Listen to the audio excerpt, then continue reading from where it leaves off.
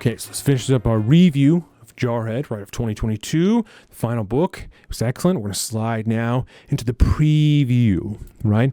We're going to change the book club a little bit. Okay, we're still going to have the review preview, these things like we're doing now because this is too much fun. You enjoy it. I enjoy it. We all enjoy it, right? So we're going to keep doing this, but we're not going to do any more weekly live streams. Doesn't work out the way they wanted to, especially with 2 children, just not conducive anymore. Instead, I'm going to keep a heavier focus on the IG stories, right? I'm going to stay heavy with the IG stories, not just with the regular posts and stuff, but talking about the book club to remind people that we're doing it. And I'm also going to be especially heavy on the Twitter for weekly and daily reading updates. I can promise you I will tweet at least once a day regarding the Salt of the Trees book club. I'm going to use the hashtag SOS book club, hashtag SOS book club, Instagram, Twitter. You can search it. You will be able to find everything that I've posted on both of those social medias about the book club. That's how we're doing it. Go to these, use the hashtag SOS Book Club, and you'll be able to find all the posts regarding the book club on all of our social media.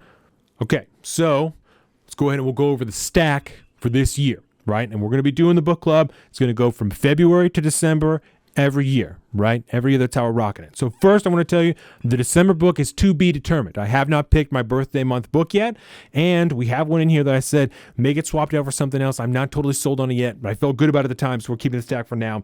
And we swapped last year, so there's precedent for it, okay? This happened before.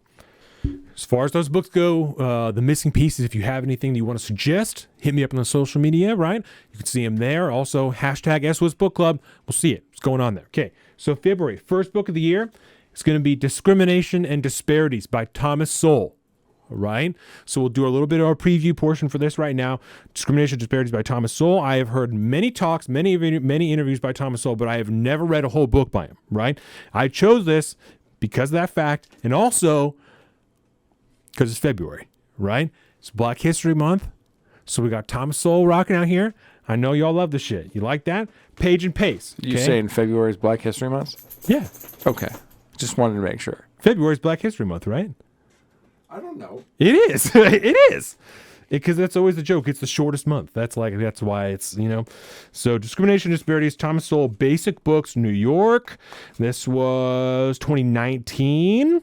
Page and pace. Let's go. There's lots of notes in here, so it's not as thick as it looks. It's also printed pretty wide. So let's see. These are even the acknowledgments. 28 days? 28 days, okay. And we have 223 pages. 223. Not bad. 28 gets you 7.9. 7.9. 8 pages a day is nothing. That's nothing. That's very standard. Not after last year. Yeah, no, that's no problem. So we'll do a small reading from it, and then we'll do the rest of the book. So, okay, this is from page 106. High rates of employee turnover, sometimes exceeding 100% per year, are common in many entry-level jobs in retail business or fast food restaurants. These jobs are stepping stones to other jobs with other employers, though some observers falsely call entry-level jobs, quote-unquote, dead-end jobs. If workers in fact stayed on permanently in such jobs, which usually have no automatic promotions ladder, those workers would in fact be in dead-end jobs. But when the average tenure of supermarket employees has been found to be 97 days, that is clearly not the case. Like most things in a market economy, inexperienced and unskilled workers are more in demand at a lower price than at a higher price. And minimum wage laws based on what third parties would like to see workers paid, rather than being based on who those workers' productivity, can price unskilled workers out of their job. This traditional economic analysis has been challenged by advocates of minimum wage laws, and survey research data has been a major part of that challenge. Back in 1945, Professor Richard A. Lester of Princeton University sent out questionnaires to employers, asking how they would respond to higher labor costs. Their responses, which were not along the lines of traditional economic analysis, convinced Professor Lester that the traditional economic analysis was either incorrect or not applicable to minimum wage laws. However, that traditional economic analysis seeks to do is predict economic outcomes, not predict how people are surveyed will answer questionnaires. Moreover, outcomes are not just the fruition of beliefs or intentions, as we've seen in discussions of the cause of discrimination. Okay, so this is a dense book. A reading from it is not going to be that interesting, but there's precedent, so this is what we're doing. It sounds like it's written by a Supreme Court judge. It's in the middle of obviously a big point being made. So, February. Discrimination and Disparities. March 1984. George Orwell. How you feeling? Right? Okay. Winston. March, April, Overthrow by Stephen Kinzer. Boom. Boom. Kinzer. What's that about? This one. Do you know? Yes. I don't know Regime change did not begin with the administration of George W. Bush, but has been an integral part of U.S. foreign policy for more than 100 years. In Overthrow, Stephen Kinzer tells the stories of the audacious American politicians, spies, military commanders, and businessmen who took it upon themselves to depose foreign regimes, starting with the toppling of the Hawaiian monarchy in 1893. He details the three eras of America's regime change century: the imperial era, when Cuba, Puerto Rico, the Philippines, Nicaragua, and Honduras were brought into the U.S., the Cold War era, when the CIA deposed governments in Iran, Guatemala, South Vietnam, and Chile, and the invasion era, when American troops overthrew governments in Grenada, Panama, Afghanistan, and Iraq. Kinzer explains why the U.S. government carried out these operations and why so many of them had disastrous long-term consequences. Overthrow is a cautionary tale that serves as an urgent warning as the United States seeks to define its role in the modern world. That sounds great. It's going to be fucking awesome. I had no idea. Yes, we all know what 1984 is.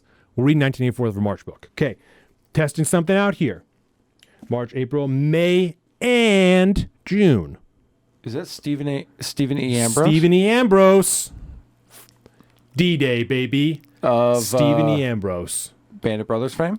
Yes. Okay. So, this book, the reason we're splitting it up, obviously, it's thick. It's a huge book. There's a lot of information here.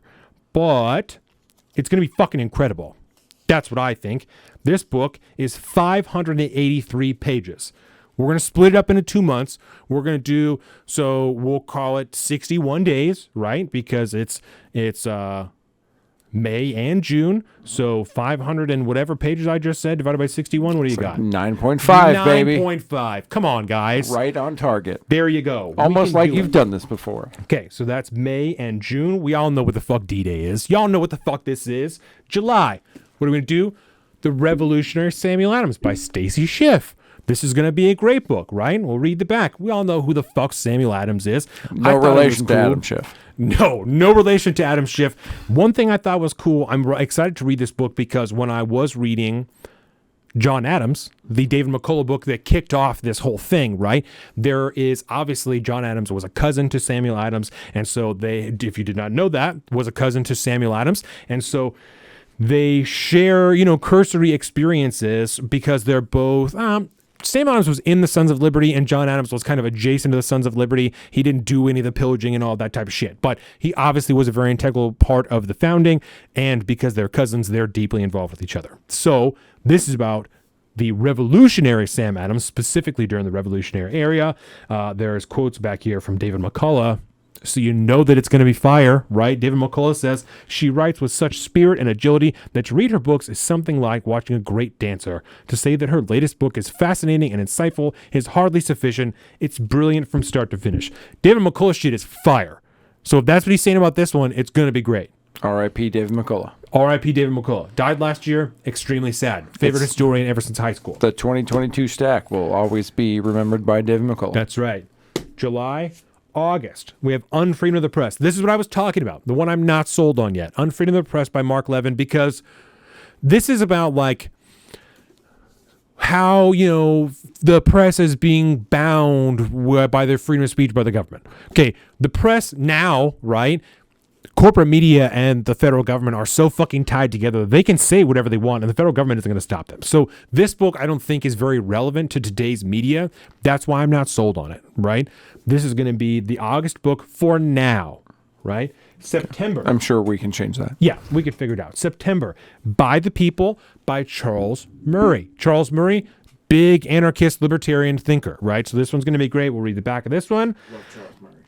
In this provocative book, acclaimed social scientist and best-selling author Charles Murray shows us why we can no longer hope to roll back the power of the federal government through the standard political process. The Constitution is broken in ways that cannot be fixed even by a sympathetic Supreme Court. But there's good news beyond the Beltway. Technology is siphoning power from bureaucratic government agencies and putting it in the hands of individuals and communities. People across the political spectrum are increasingly alienated from a regulatory state that nakedly serves its own interests rather than those of ordinary Americans. Even better, the federal government has a fatal weakness. It can get away with its seemingly infinite laws and regulations only if the overwhelming majority of us voluntarily comply with them. Murray describes how civil disobedience backstopped by legal defense funds can make large portions of the 180,000-page Federal Code of Regulations unenforceable through a targeted program that identifies arbitrary regulations that capriciously tell us what to do. Americans have it within their power to make the federal government an insurable hazard, similar to the way we insure against hurricanes and floods, leaving us once again free to live our lives as we see fit. Based Murray. This is the September book. This is the September book. I will be purchasing that and reading that along with you during that month. And this one is pretty sure as well. 264. Nothing. That's like, 264 divided by 31 days is like, 7 pages a day or some shit? I mean, that one's cake. 264? By 31? Yeah. 8.6. Come on, guys. Come on.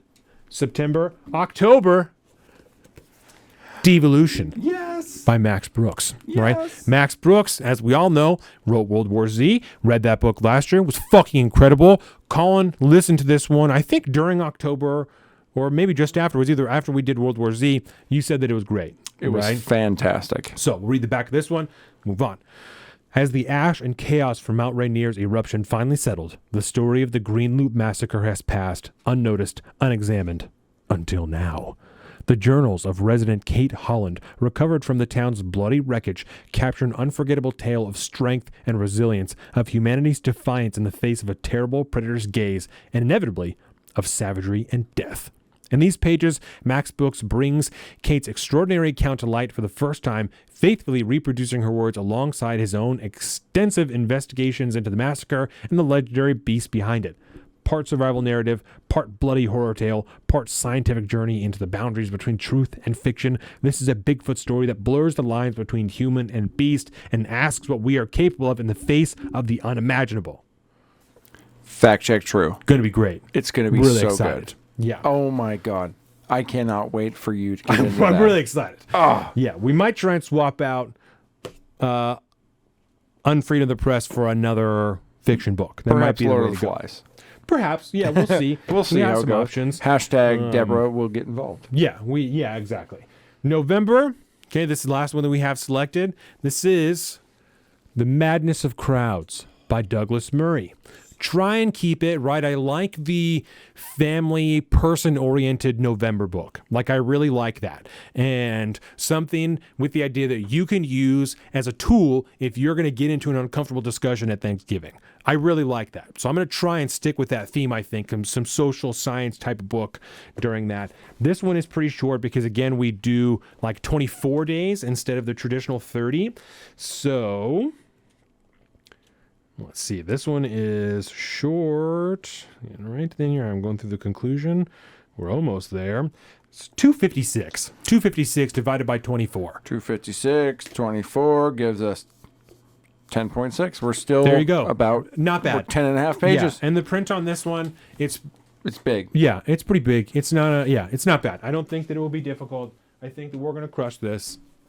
I think we got this. Yeah. Right? I also think that I'm very glad that you showed the dust covers on the hardbound books because you're not going to show those during the rest of the month. No, you're not going to see them during the month because I take them off immediately. So the only one that doesn't have one in this stack is Unfreed in the Press, and that's because I was really trying to evaluate what my deal was with that one. So I had to take the dust cover off, get a feel for it, look through it a little bit. Didn't make it back on there. May not matter anyway. You do realize that the disc cover is like the perfect bookmark, right? That's what I keep hearing, just not into it. Just not into it. I'm just not into it. So it's fine for display. Like the Jeanette McCurdy one when I was reading, that was my first book of the year. I got a stain on the outside of the book, but then I just put the dust cover back on, and you don't ever know. What was the book? It was I'm Glad My Mom Died by Jeanette McCurdy. That was the first book that I read, and that was an autobiography about her. And see, she was Sam on iCarly, and if you're around my age, you'll probably have a better idea of who she is. And if you're a little bit older, maybe your kids know, right? Because iCarly was on when I was like in junior high, and so her book is about her relationship with her mother before she passed, and then her dealing with her relationship afterwards. There's a lot of like eating disorders involved and emotional abuse. It was very, very good. So I read that one first, and then I read Tom Segura's book, which is called "I'd Like to Play Alone, Please," something to that effect, and that one was really good as well. That was really like a compilation of different stories. If you don't know who Tom Segura is, he's a comedian. He hosts Your Mom's House, and he is the co-host of Two Bears, One Cave, many different podcasts, Your Mom's House Studios, all these different things, right? Netflix, all over the place. Check him out, Tom Segura. So I read his book as well. That was another autobiography. It wasn't the whole thing, but compilation of stories about his life from famous people that he's met and different. It was very, very funny. I really, really enjoyed that one. The book that I am reading currently, because I'm trying to get 3 books in. Of course, it's at the bottom of the stack. Yeah, of course it is. Before January is over, before we get into February. So this one I'm reading right now, FDR's Folly, and this is by Jim Powell, and there's a quote on the back from Thomas Sowell. So that's part of how I got here. It's all this, Inception deal that we're doing with books. So. And how far along are you? Oh, I'm not very fond of this one. I actually don't know that I'll make the cut. It's 17 pages. It's really dense. Okay. Really, really dense.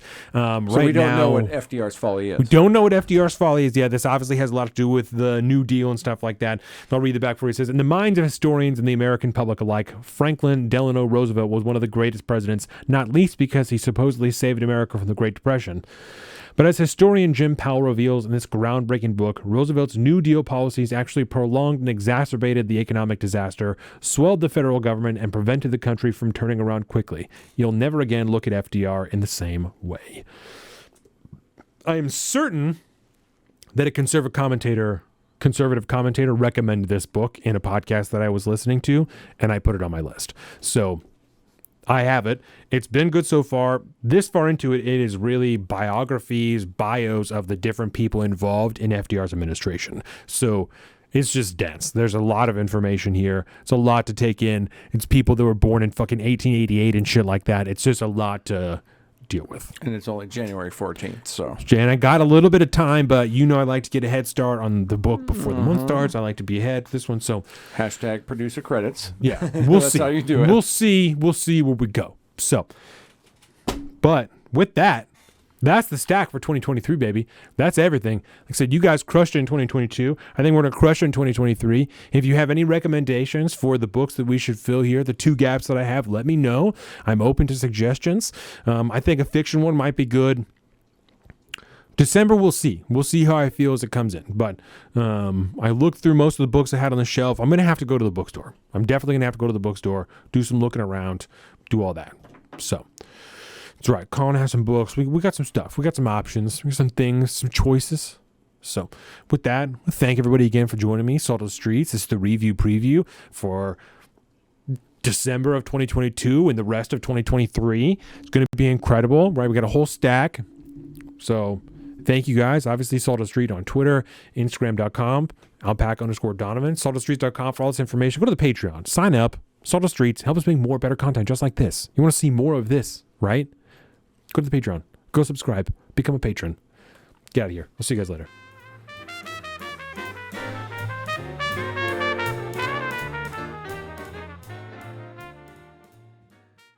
Welcome to the Salt of the Streets, coming at you every week with this food for thought. Hope you ready to eat everything.